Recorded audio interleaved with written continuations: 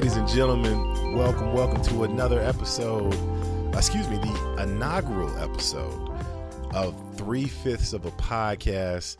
This is a podcast where we hope to discuss things and politics specifically that relate to our people, African Americans, as well as the larger picture of black people all over this world. And my name is Teddy D. I'm happy to be one half of this show. You can find me at TheWhyNotPodcast as well as the Black Astronauts Podcast. And I'm honored by the other half of this collaboration, the homie whose idea this was, one half of the Brothers Lehman Sports Happy Hour from the Black Is Network, where you can find anywhere where great podcasts are distributed. None other than Mr. Jonathan Lehman. How are you, sir? Appreciate that, sir. Doing well. I can't take all the credit. You know, you definitely helped me think of this idea. Yeah. Well, you know, by the way you go into politics, very detail oriented. So, you know, I can't take all the credit for that. Yeah, and listen, man, shout out to collaborations, right? So that's right. So this is thank you for giving us a chance to just talk to you, be in your ears for a second. Here's what we're trying for in this podcast. We want to give to you a short show that hopefully will leave you more informed on at least two topics. We'll give you a little bit of the history, a little opinion, but the main part of this is for all of us to stay as educated as possible while we're trying to learn about politics, grow, and ultimately affect not only our local politics, but nationally. It can only help when we're more informed as a base, right? Absolutely. Yeah. And we also want to make sure, all of you out there, we want to be able to break it down so you can actually understand, fully understand, what we're trying to break down topic wise, because we know there can be a lot of jargon that you don't really understand when you're reading about politics. And we want to make it a little bit easier for you guys to understand what's really going on in this world. Like Teddy D said, especially for us in the black community. These are trying times right now, and we want to make sure we're all on the same page here. Yeah, man. And I don't see any downside to us all getting a little bit more educated. So absolutely, therein lies our goal. Let's go ahead and start the clock. So the first topic that we wanted to get into is one of those buzzwords that you hear a lot whenever you hear any type of a political coverage, any type of political coverage going on as far as shows, CNN, MSN, Fox News, wherever you listen to. And that is a term that has affected most, if not all, of the presidential elections that we've been a part of. I'm 34 years old. Or am I 35? No, I'm 34 still, right? Yeah. yeah, we'll go with that. And I know for a fact that I've been voting for the past 4 presidential elections, and it's come into play every time, and that is the Electoral College, right? Mm-hmm. So the idea of the Electoral College is a group of people sat down and they essentially said, hey, how can we, one of 50 states, make sure that everyone has a voice in the 4-year presidential election? So the way that the country is set up is like most countries all over the world, is that you have some areas in the country, in our situation it's a state, that have a larger population than others. So if there were no electoral college, every election would essentially be decided by Texas, California, New York, and Florida. 3. States. Yeah. I mean, 4 of the most heavily populated states in the whole country. So instead of just saying, hey, there's 35% of the country and what we all think, the Electoral College takes each state and says, hey, California, you are, the largest state that we have. So, of course, we want you to have a little bit more say, but instead of having such a large percentage, you can have 55 electoral college votes in the election, which means that it's less weighted, but they still matter more than, say, I think Nebraska Nebraska has like 6 comparatives, right? So correct. Especially with the California primary, if you're a Democrat, even in the Republican too, but especially in the Democratic Party, whoever wins California is a big deal. So that's the idea. What are your thoughts on the Electoral College? I mean, the Electoral College, I understand their reasoning behind it because you want to make it fair. But the irony of the reason they created it was so that the fear of a tyrant or somebody, with ulterior motives, persuades or sways the public opinion and then just gets voted into office. Now, the irony is that we have a tyrant in office right now. Literally. That they specifically use this way to keep out. Yeah. So it's like it, and the other ironic thing is the popular vote and the Electoral College almost go hand in hand. I mean, 9 times out of 10, if you win the Electoral College, you win the popular vote. Except so there have been 4 situations where it has not happened. 2 of them were in the 1800s. Yep. The other 2 were 2000 with George W. and Al Gore, right? And Al Gore, and we all know about that situation. Yep. Shout out to Florida. Of course, Mr. in office right now. Yeah, man. And what? 4 times in history, and twice that in our has lifetime. happened. Yeah, and twice in our lifetime. Yeah, man. And the irony is, so this is the point where being educated on something helps you understand how ridiculous the situation is. And with this, you hear our current president say comments like, this is the biggest victory that's ever been had. So many people are formed, the people have spoken, so on and so forth. Well, here's why Trump won, and this is a topic that we're going to go into in depth later on in this season, but we'll mention it and then move on.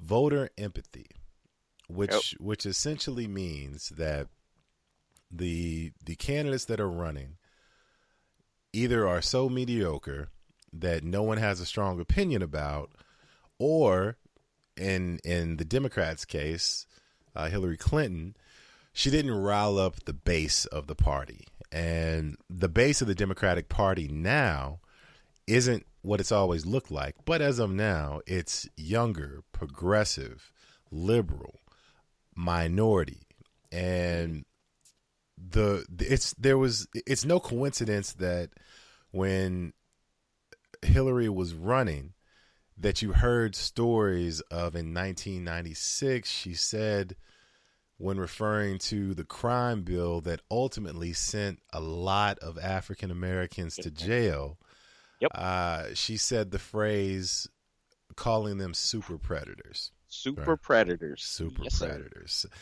And now that was tied, of course, to her husband, who was president at the time, as well as a bill that what they didn't mention in the Democratic Party is that Bernie Sanders voted for that same bill, by the way. But, that's fine. You almost feel that it was looked over a little bit because so many people loved her husband. Yeah. People loved Bill Clinton. People loved Bill Clinton. And I mean, I wasn't huge in politics, but from my perspective, I assume he was a good president. Yeah, I think I've never really heard people talk down about him. Right. In our age, what I remember about Bill Clinton as a president? I remember that life was good. That's what I'm saying. Life was great. There were Yeah, no issues, no problems. yeah, man. Like the economy was booming. You had Hmm. the .com rage was going on. Like if anyone is our age listening to this or younger, you can remember at the time that things might have been going well specifically for your family.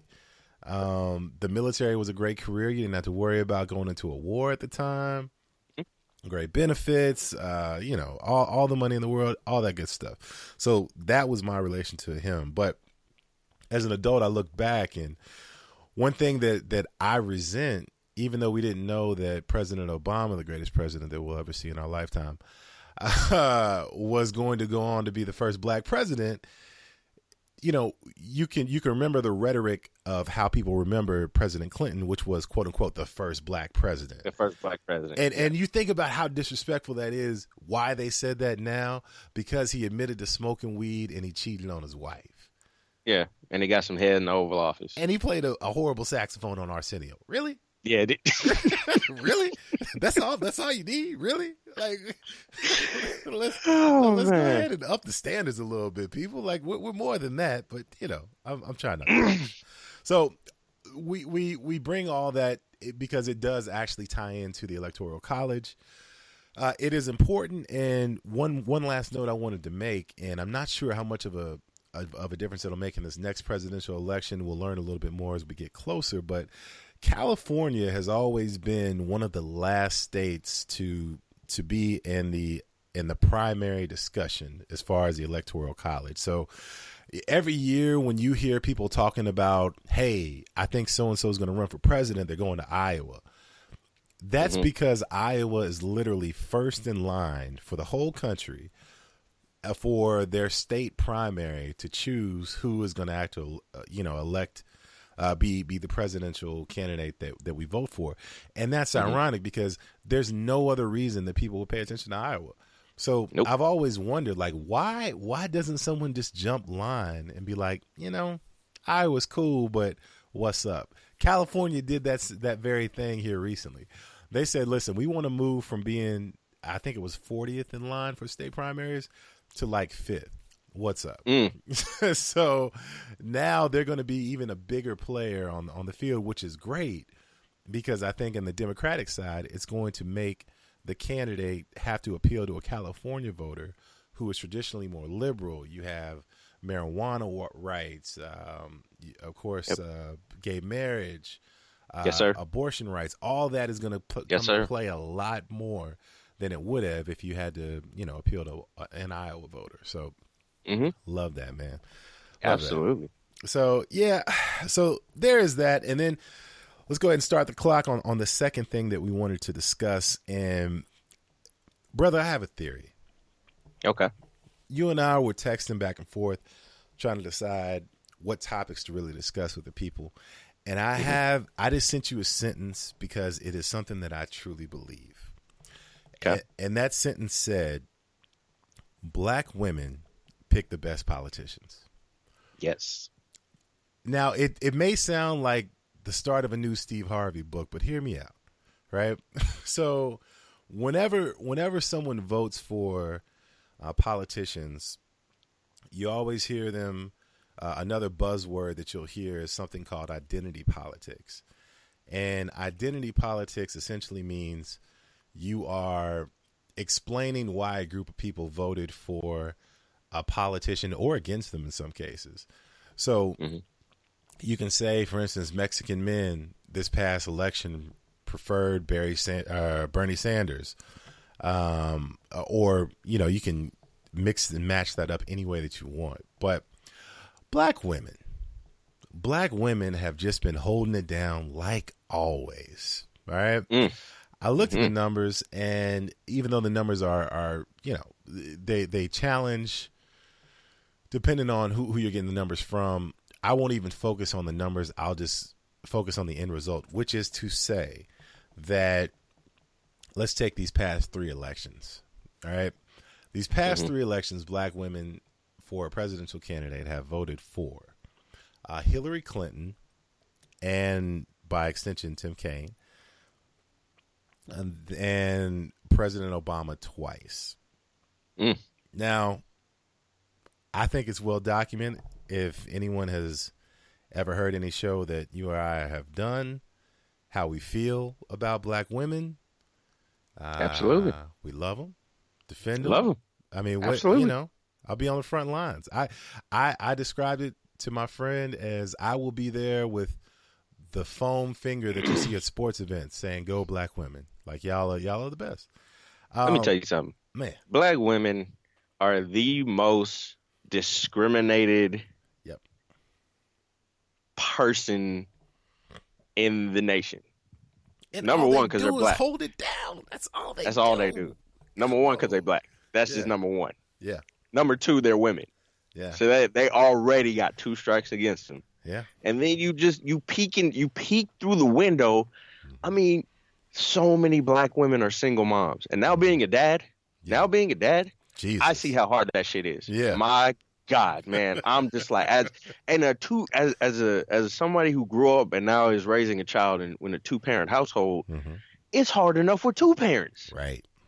I can't imagine doing it by myself with like 2, 3, maybe kids. Oh no, sir! And not only are they doing it, they're doing it well. Yeah, they're doing it well. Exactly. How? Exactly. Because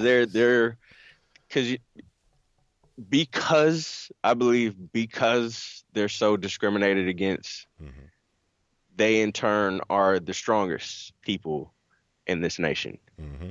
Because they have to deal with so much from so many angles. Yeah, man. I mean, out here in Cali, black women can't walk through the mall without getting hollered at like 25 times. Yeah, yeah. I mean, it's just something that small, but it's just it to me, to us it is nothing, but to them that could be just irritating and annoying. And you know what? And they deal with harassment at work and just in different situations. Yeah. And on that note, allow us to give a short PSA.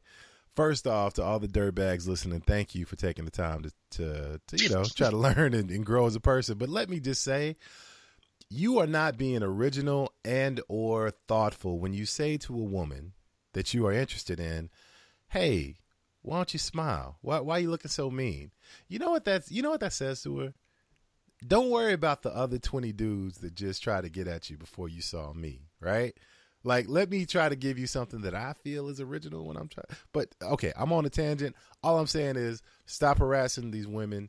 Y'all are lame. All right, go alone. That's all I'm saying. All right. So, but to the bigger point, before we can just talk about black women on show, but the bigger point is I think that, there's always something, I'm thinking of the term, maybe a litmus test, a test, like a test balloon of sorts, where you can essentially see where the tide is really swaying one side or the other. And we'll talk about this, I'm sure, plenty of times over the course of the show. The 2016 presidential election was so interesting. It was sadder than it was interesting because of what we believe, but it was interesting in that even though I think, once again, the point is still made that black women were correct in who they picked. What I also think is you need a candidate like President Obama to truly bring out what is the new coalition of the Democratic Party. And it's so rare to find a candidate that can pull the moderate and progressive Democrats from, specifically the Northwest. So like, all the Portland and Seattle Democrats. Yeah. Like those are big Bernie Sanders supporters because that's the type of politics that speaks to them. So but then you can have them vote with Southern black Democrats and be like, yo, like we are on the same page, not necessarily voting for the same reasons, but we end up at the same place each time. Exactly. So that's something. But I just think it's interesting to think of things in that spectrum. Like, yo, if you want to know who to vote for, talk to the black woman you vote. Talk to the black women that you work with. Because the black women will keep it 100 with you. That's what I'm saying. All the time. They don't care. They're just like, whatever. This is what I'm doing. This is why I'm doing it. Yeah. That's it. Yeah. And who doesn't want a black woman riding with you? Come on, man. Come on. Just act right. Once you good, man, they'll ride with you till the wheels fall off. Man, I just, boy. So, all right, people, we can actually go on for 14 different topics for 18 different hours for things that we can talk about that interest us in politics. But once again, one of the goals is to keep this as concise as possible. Absolutely. And we can try to learn together. So please feel free to reach out to us. We are going to set up an email account soon, but as of now, JL, please tell the people where they can not only support your show, but where they can find you in these social media streets, sir.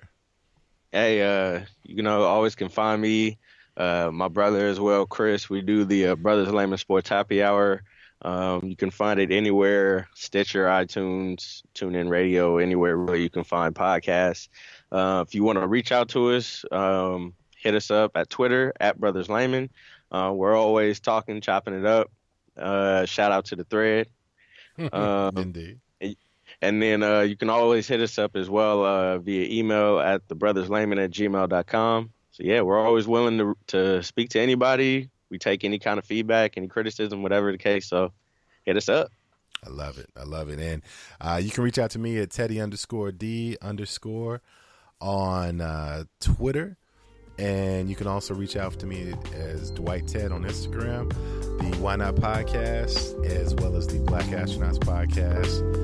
We appreciate all the love and support.